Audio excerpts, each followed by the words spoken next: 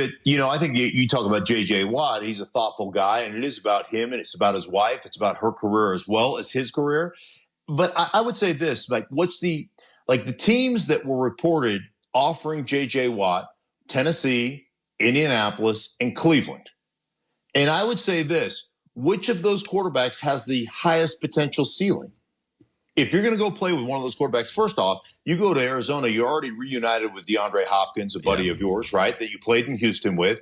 So you've got some familiarity there. You've got the two best, sack artists in the game over the last decade in J.J. Watt and Chandler Jones. And you've got a quarterback that has an incredibly high ceiling. Yeah. So I would say of the teams that seem to be offering, because we all thought, hey, Green Bay or Kansas City, but if they weren't in the mix and those were the teams offering you, I can make a very compelling argument that at 8-8 last year, with those added additions, you have the best chance of actually being competitive for a playoff run. Now, tough division, no question about it, but a lot of questions in that division with Stafford coming over to Los Angeles, and obviously with what's going on in Seattle with Russell Wilson. So I think I can make a compelling argument that those teams that were offering you the best chance to win and win big is in Arizona.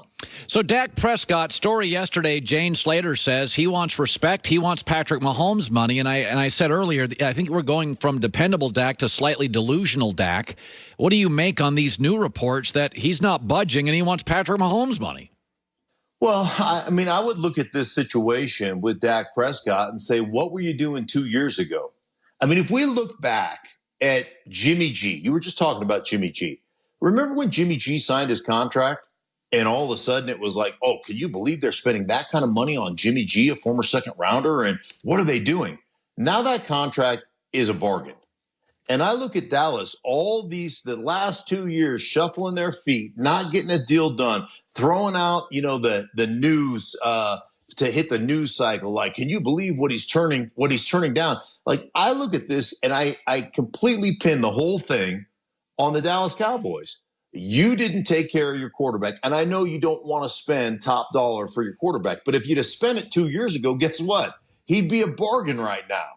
And you were unwilling to do it 2 years ago, and you've put yourself in this position. I don't blame a guy for wanting to maximize his value. And the value out there for quarterbacks, we've seen it, right? Matthew Stafford's played 12 years in the league, has been to the playoffs. He's never won a playoff game. He's been to the playoffs a handful of times. And they traded him for 2 first-rounders. So you tell me what the value of a quarterback is. Obviously, in a quarterback-starved league, it's huge. So I don't blame a guy for trying to maximize his value. I want to ask you, the draft is coming up, and, you're not some draft specialist. You don't claim to be. But I have this. So Zach Wilson's the new hot guy. And people are now saying, hey, he's not that far from, Trevor Lawrence. Mm-hmm. And so I remember the first time I saw Zach Wilson play, it was against Utah, and he lost. And Kyle Whittingham's a defensive coach. And then the second time I saw him, he played the University of Washington, Chris Peterson, defensive coach, and he got blown out. And the third time I saw him, he played Utah again, and he lost worse. 0-3 against top 25 teams. His bowl wins are over, directional schools. And every time I watched him play a great defensive coach or a really high-end team, he lost. But yet, and by the way, he was kind of meh as a freshman, meh as a sophomore. This year he popped. And I think to myself, well, my eyes told me against the good teams, he can line up and play with the big boys.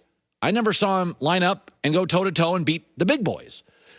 Am I making too big of a deal out of that? And go back to your career, because you came from a smaller school. Mm-hmm. Or should I look at a college kid who every time I watched him against the big boys, frankly, wasn't very special? What do you make of that, using your career and what you've seen? Well, I would go back to roster building and how important is your roster. And, we always downgrade a guy because he didn't play against great competition, right? Because he played at a smaller school. But I would always look at that situation and say, hey, man, he's competing against those smaller schools. And when you take your school and you go against the big boys, at every position, you're outmanned. And so I'll go back to, Josh Allen. Look at what Josh Allen has been able to accomplish in Buffalo in 3 years, and look at how he steadily improved as a quarterback. And there were a lot of people saying, well, the accuracy isn't there, and he didn't compete against big schools. He played at Wyoming, when he played. So I don't look like a lot of draft nicks. I don't look at playing at a smaller school as detrimental to a guy's development. I look at his skill set. I look at his arm talent. I look at his footwork. I look at his presence in the pocket, his accuracy down the field. And I think all those things are really good. And a lot of times what ends up happening is when you play at a smaller school with lesser athletes on the outside, man, you have to make accurate throws, like big time, tight windowed throws. And when you play at a school where you only face light competition 2 or 3 times a year, you don't. And what's open in the NFL, like what's wide open in the NFL, is completely covered in college. Like that's a shocking reality for most quarterbacks who leave college and come to the NFL. The coach is like, you got to throw that ball. And like, well, he wasn't open. And the coach is like, no, he was wide open. And I think smaller school guys sometimes have a better adaptability at those things when they come into the NFL. There's less of a window to adapt to that. That was pretty good. You kind of shot my theory down all the heck. My theory doesn't mean anything anymore. You just blew it up. No, it's a good point with John, because I look at him, and I watched him against Utah and Washington, and I was like, I don't really see it. I mean, he's talented. You can tell he's an NFL player, but the Josh Allen stuff's good. Well, thanks for blowing up my argument there. I really appreciate that. All right. My pleasure. Good seeing you, buddy. Mark Schlereth. Likewise. You bet. Matt Mosley next hour is going to join us, reporter, a long-time talk show host in Dallas regarding the Dak situation. Coming up next, they always say, and people go to Facebook. I'm not on Facebook daily. The show is. But people go to Facebook, and that's where affairs start. And you go back to your high school girlfriend or your high school boyfriend, or your college boyfriend, college girlfriend. You reunite with an old flame. And that, of course, is because memories are often greater than reality. There's a reason she dumped you. Okay? What that has to do with Dak?